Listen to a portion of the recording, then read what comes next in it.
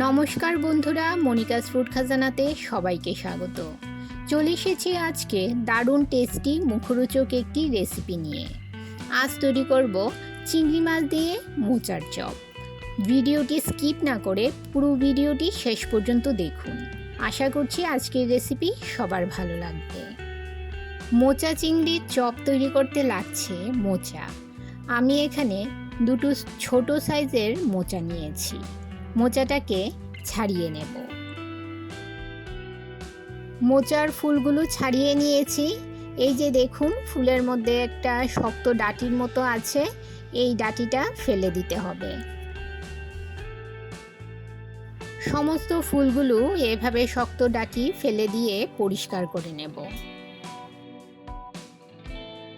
মোচাগুলো ছাড়িয়ে নিলাম, এবারে জল দিয়ে ভালো করে ধুয়ে নেব। আর যে এই টুকরোগুলো আছে এগুলো আর ছাড়ালাম না, এগুলো আমি এভাবেই কেটে নেব। এবারে একটা প্রেসার কুকারে পরিমাণ মতো জল, সামান্য নুন ও সামান্য পরিমাণ হলুদ গুঁড়ো দিয়ে কেটে রাখা মোচাগুলো দুটো সিটি দিয়ে সেদ্ধ করে নেব। আমার চ্যানেলে নতুন বন্ধু হয়ে থাকলে চ্যানেলটি সাবস্ক্রাইব করে পাশে থাকা বেল আইকনটি প্রেস করুন আর নোটিফিকেশন অল করুন পরবর্তী ভিডিওর আপডেট পেতে। আর যারা ফেসবুক থেকে ভিডিওটি দেখছেন তারা ভিডিওটিতে একটা লাইক দিয়ে পেজটি ফলো করুন। এবারে চপের জন্য একটা মশলা তৈরি করে নেব। গ্যাসের চুলায় কড়াই বসিয়ে দিয়ে দিলাম একটা শুকনো লঙ্কা, একটা তেজপাতা, হাফ চামচ গোটা জিরে ও হাফ চামচ গোটা ধনে। মিডিয়াম ফ্লেমে 2 মিনিট শুকনো খোলায় মশলাগুলো ভালো করে ভেজে নেব। ঠান্ডা হলে এর একটা গুঁড়ো তৈরি করে নেব। এবারে চপের পুর তৈরি করে নেব। গ্যাসের চুলায় কড়াই বসিয়ে 2 টেবিল চামচ রিফাইন্ড অয়েল গরম করে নিয়েছি। এতে দিয়ে দিলাম দুটো মিডিয়াম সাইজের পেঁয়াজ। পেঁয়াজগুলো হালকা লাল করে ভেজে নিয়ে দিয়ে দেব 1 চামচ কাঁচা লঙ্কা কুচি ও 1 চামচ গ্রেট করে রাখা আদা। পেঁয়াজ, আদা, কাঁচা লঙ্কা মিডিয়াম ফ্লেমে 2 মিনিট ভালো করে ভেজে নেব। আপনারা কতটা ঝাল পছন্দ করেন সেটা বুঝে ঝাল দেবেন। আমি এখানে রসুন ব্যবহার করিনি, আপনারা চাইলে রসুনও ব্যবহার করতে পারেন। এবারে এতে দিয়ে দিলাম জল ঝরিয়ে রাখা সেদ্ধ করা মোচা। নেড়ে চেড়ে ভালো করে মিশিয়ে নিয়ে দিয়ে দিলাম 1 চামচ হলুদ গুঁড়ো, 1 চামচ লাল লঙ্কার গুঁড়ো, 1 চামচ জিরে গুঁড়ো, 1 চামচ ধনে গুঁড়ো ও স্বাদ মতো নুন। মোচা সেদ্ধ করার সময় নুন দিয়েছিলাম, তাই নুনের পরিমাণটা বুঝে দেবেন। এবারে সমস্ত মশলাগুলো নেড়ে চেড়ে মোচার সঙ্গে মিশিয়ে নেব।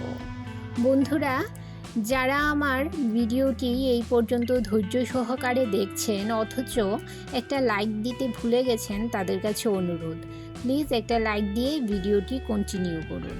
আপনার একটা লাইক পৌঁছে দিতে পারে আমার রেসিপি আরও বহু মানুষের কাছে।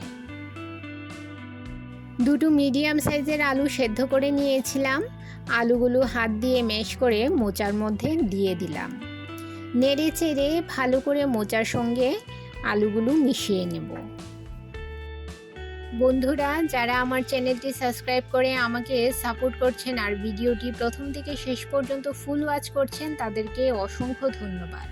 আর যারা নতুন বন্ধু অবশ্যই 24 ঘন্টা অপেক্ষা করবেন। 24 ঘন্টা পর আমি আসব আপনার চ্যানেলটি ভিজিট করে আপনার পরিবারের সদস্য হওয়ার জন্য। এবারে এতে দিয়ে দিলাম ভেজে রাখা চিংড়ি মাছ। এখানে 100 গ্রাম মতো চিংড়ি মাছ আছে। চিংড়ি মাছগুলো নেড়ে চেড়ে মোচার সঙ্গে ভালো করে মিশিয়ে নেব।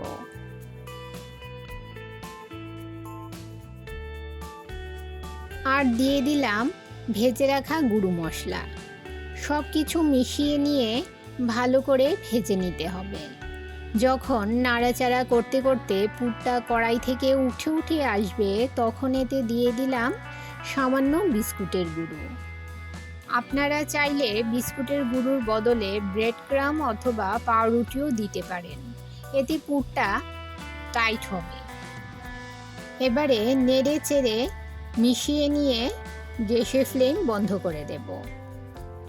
চপের পুর তৈরি হয়ে গেছে। পুরটা ঠান্ডা হলে চপের শেপে গড়ে নিতে হবে। যতক্ষণে পুর ঠান্ডা হচ্ছে একটা ব্যাটার তৈরি করে নেব। একটা পাত্রে নিয়ে নিলাম 1 টেবিল চামচ ময়দা, 2 টেবিল চামচ কর্নফ্লাওয়ার, দিয়ে দিলাম সামান্য নুন।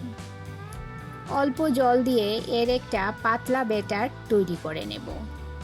ব্যাটারটা বেশি ভারীও হবে না, আবার বেশি পাতলাও হবে না, ঠিক এই রকম একটা ব্যাটার তৈরি করে নেব।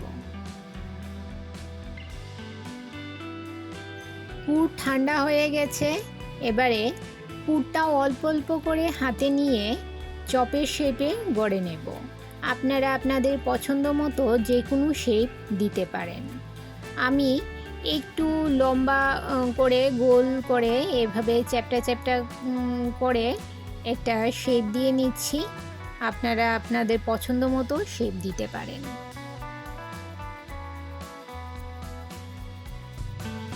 সমস্ত চপ গড়ে নেওয়া হয়ে গেছে। এবারে একটা করে চপ নিয়ে যে ব্যাটারটা, ময়দার যে ব্যাটারটা তৈরি করে রেখেছিলাম তাতে ডুবিয়ে নিয়ে ব্রেড ক্রামে কোট করে নেব।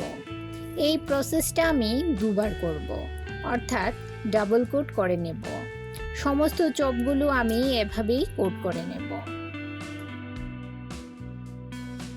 এবারে গ্যাসের চুলায় কড়াই বসিয়ে বেশ খানিকটা রিফাইন্ড অয়েল গরম করে নিলাম। একটা একটা করে চপ নিয়ে তেলের মধ্যে দিয়ে দেব। এপিঠ ওপিঠ উল্টে পাল্টে চপগুলো ভালো করে ভেজে নেব। এই পর্যায়ে গ্যাসের ফ্লেম লো টু মিডিয়ামে রাখতে হবে। বন্ধুরা, রেসিপিটি কেমন লাগলো কমেন্ট করে জানাবেন। তৈরি হয়ে গেল দোকানের থেকেও টেস্টি ও মুচমুচে মোচা চিংড়ির চপ। তাহলে বন্ধুরা, আজ এই পর্যন্তই। আবার দেখা হবে আরেকটি নতুন ভিডিওতে নতুন রেসিপি নিয়ে। সবাই ভালো থাকবেন, সুস্থ থাকবেন।